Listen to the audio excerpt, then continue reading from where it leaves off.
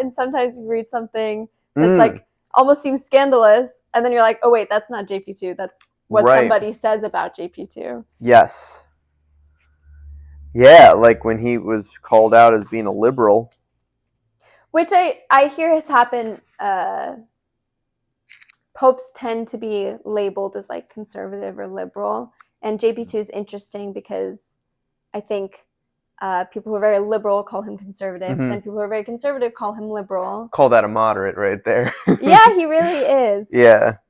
But it's what's wrong, and I think this is, it's obviously wrong on a political side as well, but it's wrong in general the word liberal should not mean something negative.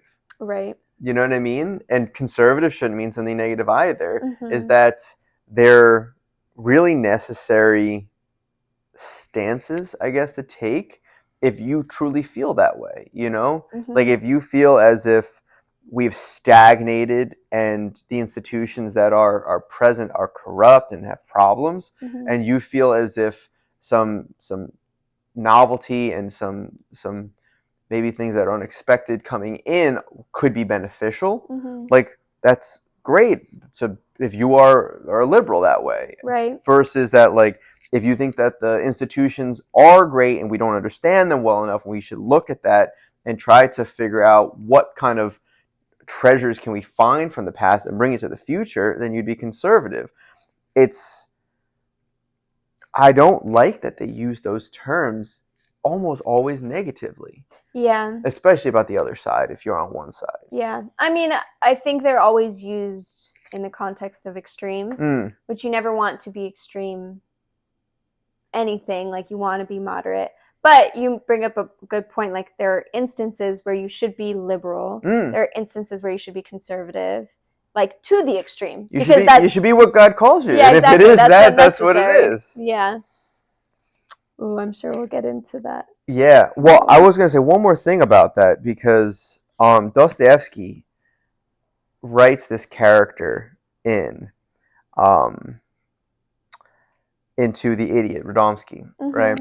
And he's kind of, a little bit provocative. He's very political, right? And he's kind of the guy that he comes in and he's kind of the new guy in there, but he's very worldly, right? And he's supposed to kind of, I don't know if he pretends, but he pretends as if he's kind of above everything, right? And he comes in and mocks the prince and kind of makes it sound as if like this scenario he's painting, and he wants him to agree upon it, and everybody kind of knows that he's just mocking him, and the prince goes, that's totally true. But the weird thing is he makes a really great point. And what he talks about is how there are no liberals anymore, or there's no Russian liberals anymore. Because back in the day, Russian liberals, like I said, were trying to bring the novelty to revitalize the country, right? But he says now you're getting people that hate Russia, right? You're getting people that they want to change Russia because they want to destroy it from the inside. And look what happened. Dostoevsky kind of prophetically saw the collapse of a lot of Russian culture that ultimately led to the Soviet Union. And he's dead on with that, and he was writing it almost as a mockery to the prince, but I think it was kind of that irony that there's such a truth in what he's saying. And you see that in the United States right now, and you see that when people call JP2 a liberal, it's like, I don't think John Paul II is one of those outsider liberals he's talking about in that